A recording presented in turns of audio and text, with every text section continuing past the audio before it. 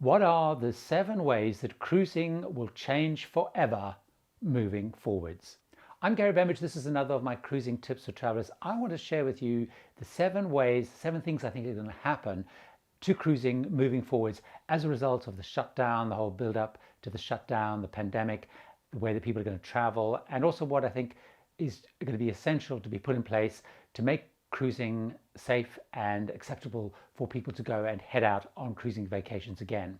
So let's take a look at those, starting with this one. One of the biggest changes that happened to the way that we behave and the way we think about life through this whole process is that term social distancing. The idea of being crammed together, close to people, has become something that has become quite dangerous, but also I think moving forwards, people are going to be looking actually at having more personal space. I think one of the consequences of that is we're going to see that cruise lines have less people on their ships. And I think there's a couple of signs already that that's starting to happen. One of the big trends in cruising has been, of course, to bigger and bigger ships, or to cram more and more people onto the ships, because the economic model was get people on the ship and get them then, once they're on board, to spend a lot of money, drinks, excursions, Wi-Fi, especially dining, all those kind of activities and things.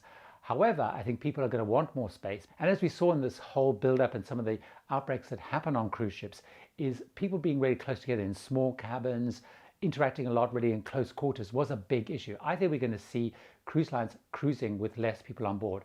I think we're going to see in new ships more and more space allocated per passenger.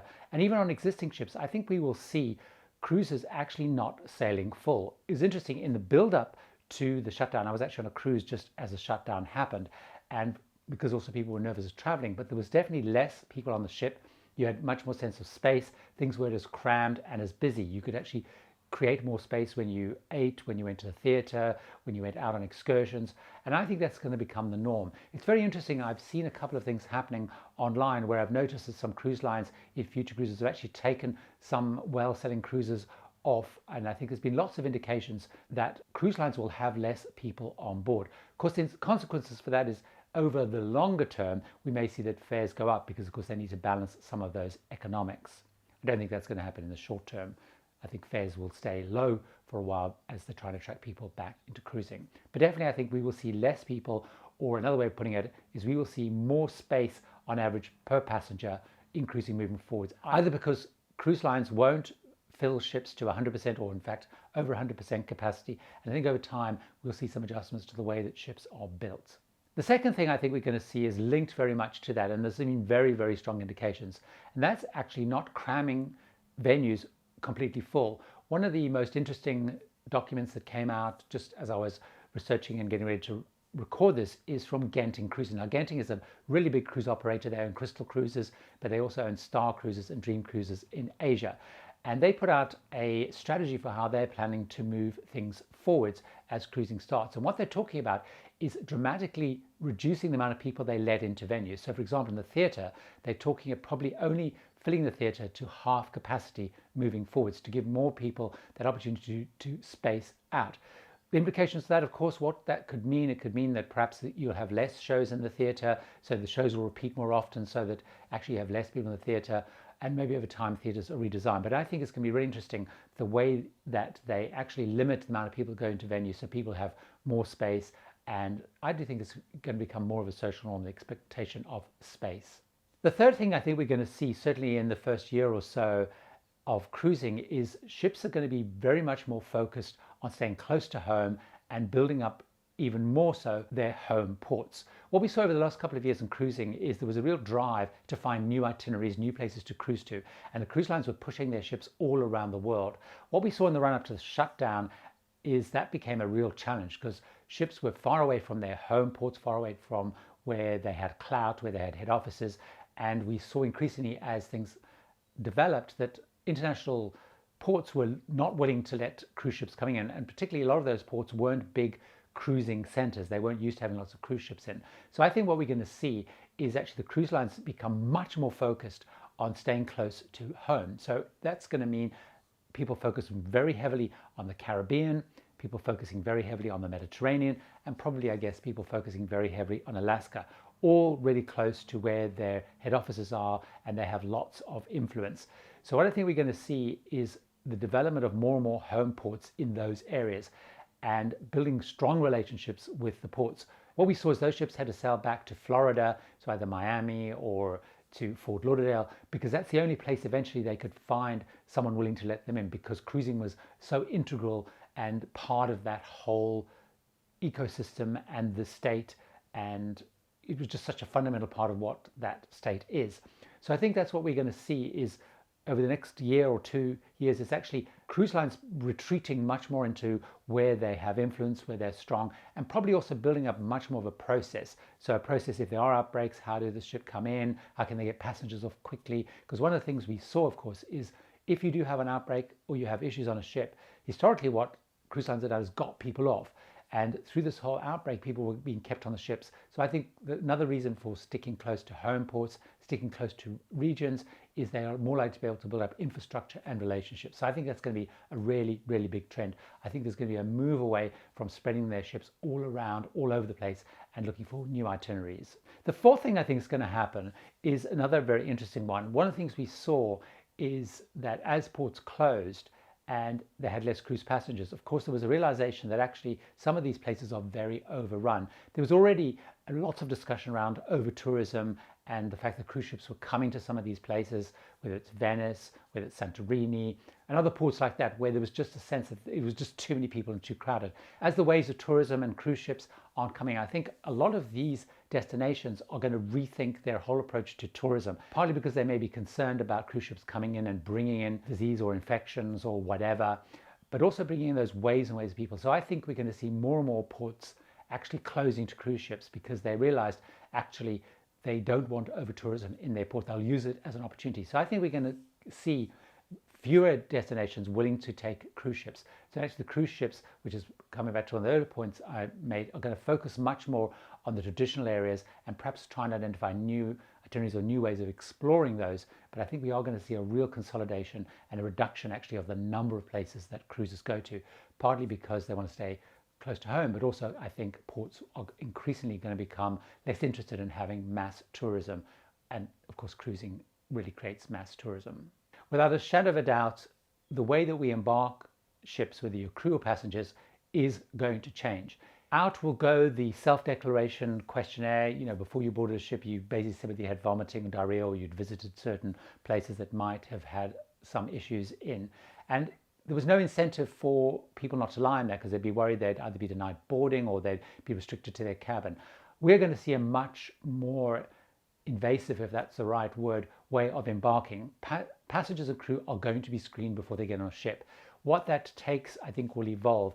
Certainly in the build-up to the shutdown, temperature checks are being taken. However, temperature is, again, a relatively blunt instrument because people, certainly with the virus, only have a temperature 5 or more days after they've been infected, so they are still infectious and still can spread it before the symptoms show up. So actually temperature checks alone is probably not going to be enough. You may have to bring medical certificates showing you've been vaccinated, or there may be actual testing before you're likely to board. I think that's really going to be a really big change to the way we embark. That means the whole embarkation process is going to become much longer. You may also find at disembarkation may become much more complex with screening in the port before you actually disembark. It's very interesting what I've seen recently, although it's still a short-term measure, is Hong Kong Airport is introducing a process where everyone arriving on an international flight has to go and be tested, and they're then sent to wait for the results of the test. And depending on the results of that testing, depends on what happens to them. They either have to go into specific quarantining or they have to go to a specific medical center. So that already we're starting to see some indications that actually screening arriving is going to be as important as embarking. So without a shadow of a doubt, there is going to be a much more complex screening process and physical and probably more invasive checking before you can board a cruise ship. That's going to definitely change. The other thing that's going to change is the way that seniors or more elderly people go cruising, and certainly 70 plus. That's going to be a massive challenge for some cruise lines that have a very strong, and many of their passengers are kind of seniors and older passengers. In the run-up to the shutdown, there was a strong advice not to go cruising, and all the cruise lines introduced the fact that you had to have some sort of certification from your doctor saying that it was okay or it was suitable for you to go traveling. And I think that sort of certification and the requirements for more elderly people to go cruising is going to become a big issue. At the moment it's 70 plus, where that even reduces down. So I'm in my early 60s and I won't be surprised if there's going to be even more restrictions as I start to board, not just people 70 plus. So definitely cruising for seniors is going to change and could require much more documentation and physical checks with your doctor before you can go cruising.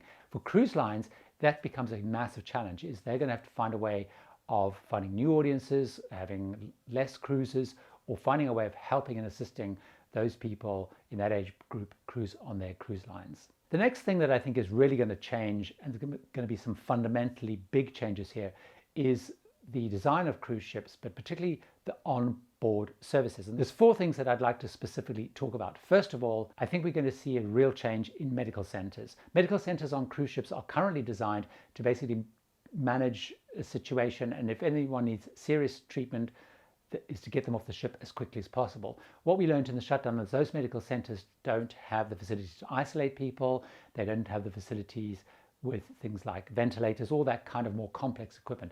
I think we will see medical centers becoming much larger, more complex, and building in sort of isolation spaces and actually shifting a little bit more to be able to deal with big issues and bigger medical issues on board. I think that's definitely going to happen. There'll be more medical staff on board and they will have to have much more capability.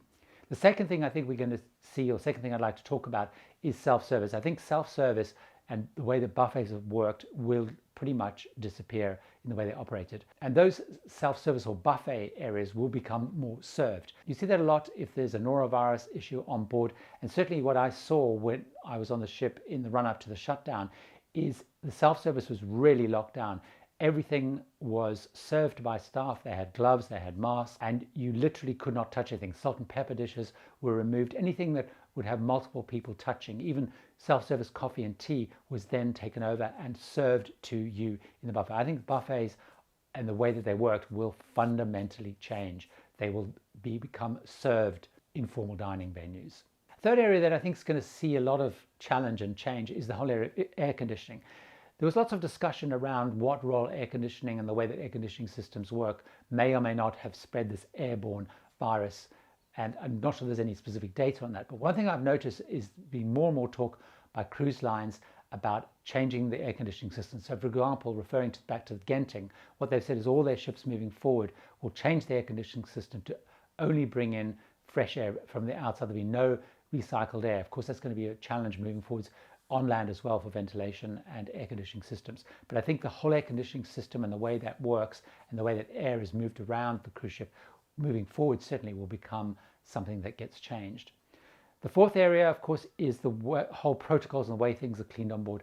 Anyone who's been on the ship during a norovirus outbreak, or certainly as I saw in the run up to the shutdown, is the way that the whole cleaning process changed with completely high levels of cleaning. So things like the railings, the stairwells, lift buttons, anything that was touched multiple times were being wiped down every hour or 2 hours. Rooms were being cleaned even more. There was much more deep cleaning of rooms. That whole process is going to really change, and much more enforcement of the hand washing, and not just the gel, the actual hand washing. So we're probably going to see more hand washing stations appearing on ships. There's going to be many changes coming to cruising and the way that we cruise and the structure of cruising. These are the 7 areas, the 7 things that I think are fundamentally going to change the way that we cruise moving forwards. I have many more videos of cruising advice, tips, thoughts about the future of cruising. So why don't you watch another one of those right now?